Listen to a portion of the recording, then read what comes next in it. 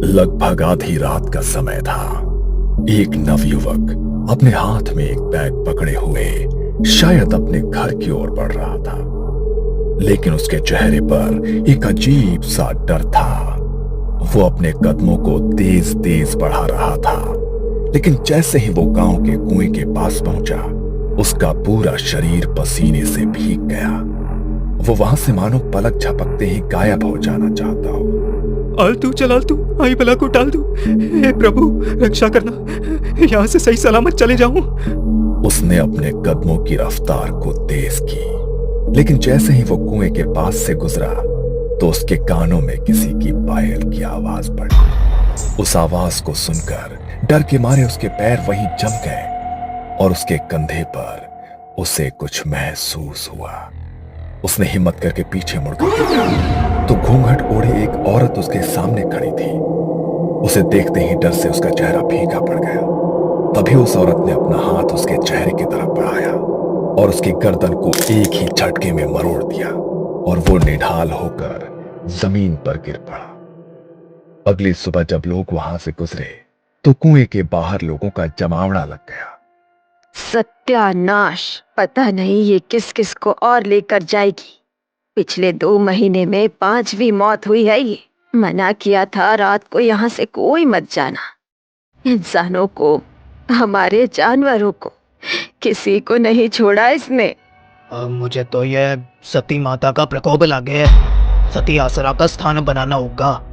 देवी को रोज भोग देवेंगे और कोई भी सूरज ढलने के बाद यहाँ ना आवेगा। देवी को रात के समय जरा सा भी विघ्न पसंद ना है। अपनी जान बचानी है तो यही करना होगा।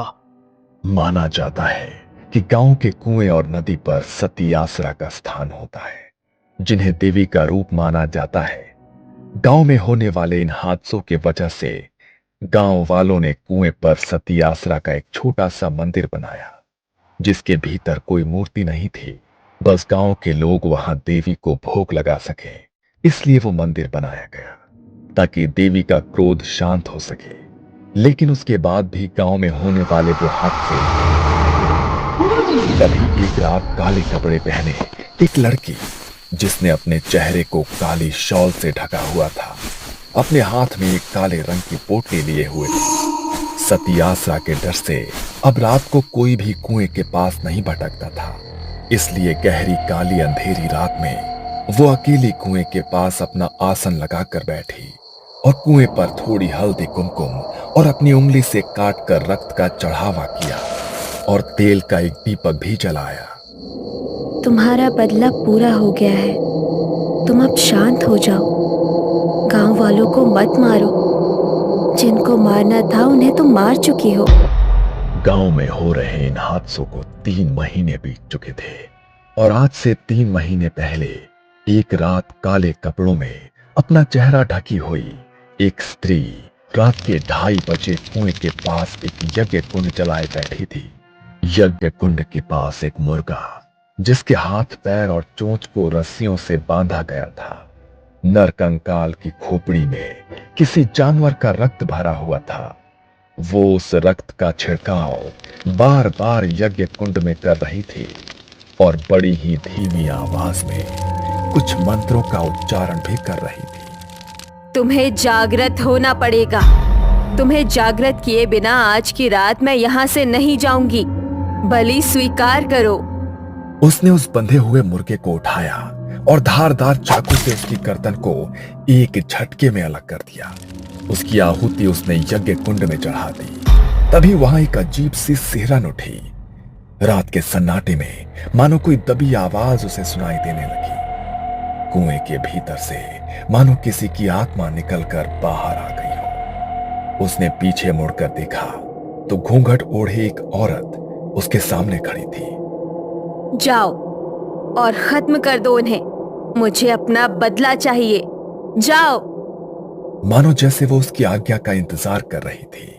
उसके इतना कहते ही वो गांव की ओर बढ़ी और एक घर के बाहर जाकर रुक गई। दरवाजे पर ठक ठक की आवाज हुई। अरे इतनी रात को कौन आया है?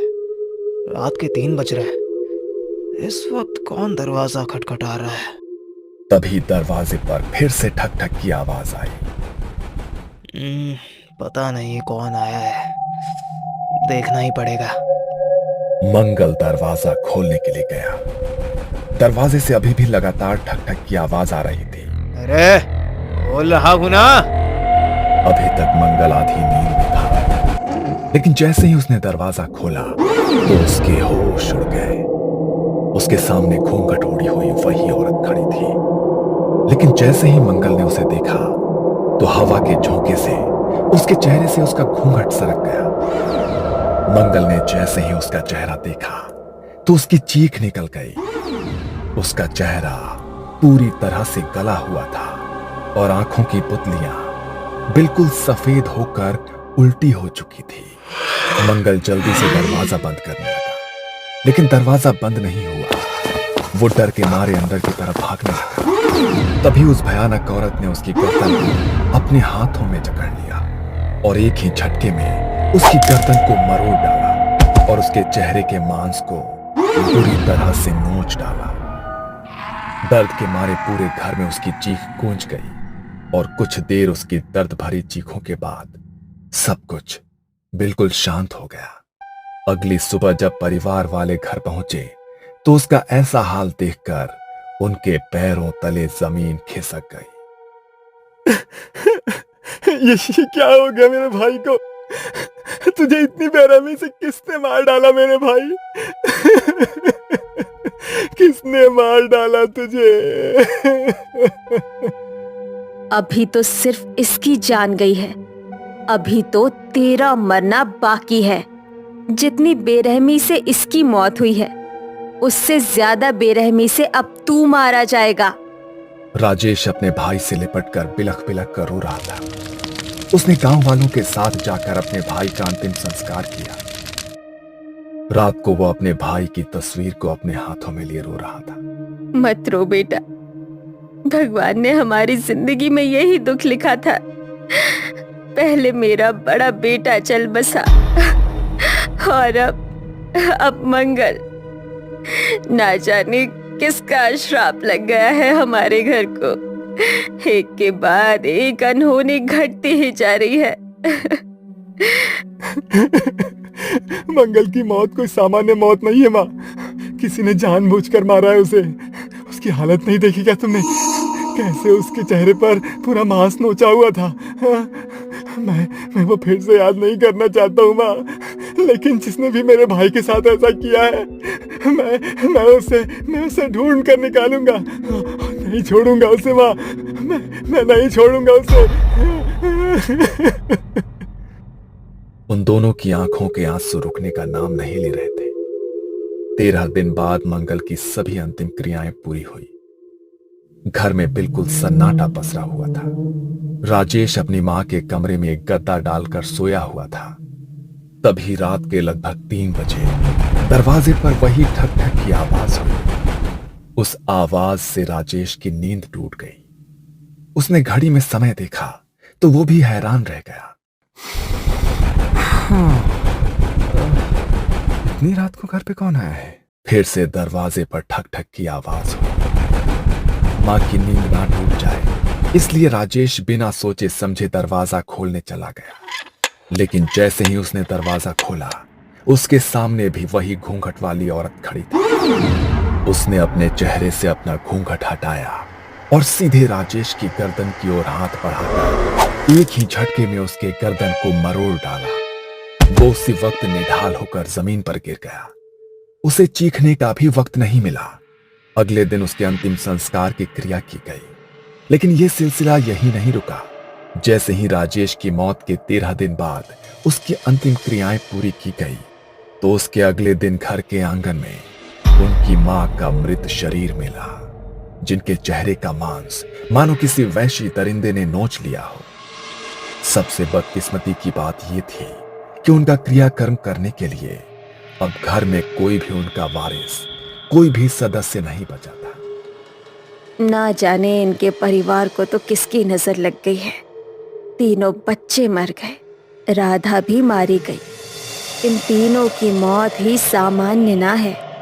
मन तो लागे है कि किसी ऊपरी हवा ने ही इनके पूरे खानदान को खत्म किया है, वरना ऐसा हंसता खेलता परिवार ऐसे खत्म नहीं हो सकता। लोगों की उस भीड़ में काले कपड़े पहने अपने चेहरे को ढकी हुई वही औरत खड़ी थी, लेकिन उसकी आंखों में अब एक चिंता थी, जैसे कुछ तो ऐसा हो गया हो जिसकी उसने भी कल्पना नहीं की थी। ये सब क्या हो रहा है? उसे तो बस उन दोनों को मारना था, उसने इसे भी क्यों मार डाला? कहीं कुछ गलत तो नहीं हो गया? आधी रात को काला कपड़ा ओढ़कर वो फिर से अपने हाथों में पोटली लिए कुएं की तरफ बढ़ने लगी, लेकिन तभी उसने देखा कि कुएं के पास एक आदमी अपनी साइकिल से गुजर रहा है। मगर देखते ही देखते वहां पायलों की आवाज गूंजी और उसके सामने घूंघट ओढ़ी वो स्त्री अचानक से आकर खड़ी। डर के मारे वो आदमी साइकिल से गिर पड़ा। वो उसकी ओर बढ़ी और उसने उसके शरीर के मांस को पूरी तरह से नोच डाला। उसकी चीखों की आवाज पूरे गांव में गूंज उठी। ये देखकर काले कपड़ों से खुद को ढकी माया के होश उड़ गए। वो तुरंत ही वहां से भागकर अपने घर पहुंची। डर के मारे उसका पूरा शरीर कांप रहा था और आवाज हाँफ रही थी। ये सब क्या हो रहा है? मुझे उसे शांत करना होगा, वरना जो भी अब उस कुएं के पास से गुजरेगा वो उन सबको मार डालेगी।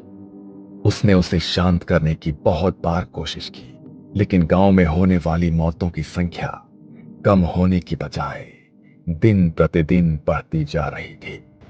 इन हादसों को 3 महीने बीत चुके थे। माया अब अपनी आंखों के सामने किसी और को बलि चढ़ते हुए नहीं देखना चाहती थी। इसलिए आज उसकी शांति के लिए माया कुएं के पास बैठकर यज्ञ कर रही थी। तुम्हारा बदला पूरा हो गया है, तुम अब शांत हो जाओ। गांव वालों को मत मारो, जिनको मारना था उन्हें तुम मार चुकी हो। अब क्यों तुम गांव वालों की बलि देने पर तुली हो? तभी अचानक वहां बहुत जोर से हवा चलने लगी, जैसे कोई उसे अपनी मौजूदगी का एहसास कराना चाहता हो। कुएं की मंडेर पर जल रहा वो दीपक हवा के झोंके से बुझ गया और उसे भी अपने आसपास पायल की आवाज सुनाई देने लगी। उसने पीछे मुड़कर देखा तो वही औरत उसके सामने खड़ी थी। उसके चेहरे से घूंघट हट चुका था और उसका भयानक चेहरा गुस्से में उसे ही देख रहा था। देखो, तुम्हें शांत होना होगा। तुम अपनी छोटी बहन को इस तरह नहीं मार सकती। मैंने तो बस तुम्हारे बदले के लिए तुम्हें जागृत किया था। तुम दूसरों की जान क्यों ले रही हो? उन्होंने तुम्हारे साथ जो किया उसका बदला ले लिया है ना तुमने? आज से 4 महीने पहले गांव के एक घर में मातम का माहौल था। घर के बड़े बेटे का उसकी शादी के कुछ समय बाद ही निधन हो गया था।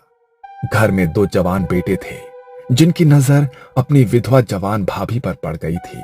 मंजू अपने पति की मौत के गम में खुद को अपने कमरे में बंद किए बस रोए ही जा रही थी। तभी उसके दरवाजे पर जोर जोर से खटखट की आवाज हुई। उस खटखट की आवाज से मंजू अचानक से सहम गई और दीवार की तरफ घिसटती चली गई। उसने दरवाजा नहीं खोला। तभी अचानक 2 लोग दरवाजा तोड़कर अंदर आ गए। इतनी देर से हम लोग दरवाजा खटखटा रहे हैं, तुझे समझ में नहीं आ रहा है? हैं? तुझे क्या लगा था कि तू दरवाजा नहीं खोलेगी तो हम अंदर नहीं आ पाएंगे? देखो, ऐसा मत करो। मैं तुम्हारी भाभी हूँ। भाभी माँ के समान होती है। कुछ तो सोचो। चुप, बिल्कुल चुप। तू इस घर की बहू है। अब हमारा भाई तो मारा गया, अब तुम्हारे ऊपर हमारा भी तो कुछ हक हुआ ना। अब अपने ये आंसू बंद करो। वो दोनों किसी शैतान की तरह हंसते हुए मंजू की तरफ बढ़ने लगे। मंजू इस तरह अपनी इज्जत को अपने हाथों बर्बाद होते नहीं देख सकती थी। उसने उन्हें धक्का मारा और बाहर की तरफ भागी। वो दोनों भी उसके पीछे पीछे भागे। उनसे अपना पीछा छुड़ाने के लिए वो गांव के कुएं की तरफ दौड़े और उनसे अपना रक्षण करने के लिए कुएं के अंदर कूद गई। अब क्या करें? ये तो कुएं में कूद गई भाई। अरे अब कूद गई तो कूद गई, जल्दी निकल यहाँ से, वरना अगर किसी ने देख लिया ना तो इसके मरने का इल्जाम हमारे ऊपर ही लग जाएगा। मैं अच्छी तरह जानती हूँ कि क्यों मरी है मेरी बहन और कौन है उसकी मौत का जिम्मेदार। तेरी मौत का बदला तो मैं लेकर रहूंगी मेरी बहन। माया अब अपनी बहन की आत्मा को जागृत करके उसकी मौत का बदला तो ले चुकी थी, लेकिन उसने अपनी बहन की आत्मा को जिन तांत्रिक विधियों के जरिए जागृत किया था उसे शांत कर पाना अब उसके लिए नामुमकिन हो गया था। वो अपने कमरे में घबराई हुई बैठी थी। तभी रात के लगभग 1:30 बजे किसी ने उसका दरवाजा खटखटाया। इतनी रात के कौन आया है? माया ने जाकर दरवाजा खोला तो घूंघट के अंदर वो आत्मा अब उसके सामने खड़ी। उसे देखकर माया के रोंगटे खड़े हो गए। तुम नहीं नहीं, देखो तुम मुझे नहीं मार सकती। मैंने तो तुम्हें इसलिए जागृत किया था ताकि तुम अपनी मौत का बदला ले सको। होश में आओ। मृत्यु के बाद आत्मा किसी की सगी नहीं होती। माया ने उसे जागृत तो कर दिया, लेकिन अंत में वो खुद भी उसकी मौत का कारण बन गई। उसने अपने हाथ माया की गर्दन की तरफ बढ़ाए और एक ही झटके में उसके गर्दन को भी मरोड़ डाला। और माया की कुछ आखिरी चीखों के बाद सब कुछ बिल्कुल शांत हो गया। कहा जाता है कि गांव के लोगों ने डर के मारे पूरे गांव को खाली कर दिया और दूसरी जगह स्थानांतरित हो गए, लेकिन लाल घूंघट में वो आत्मा आज भी उस गांव में भटकती रहती है और जो भी उसके सामने आता है उसे वो मौत के घाट उतार देती है।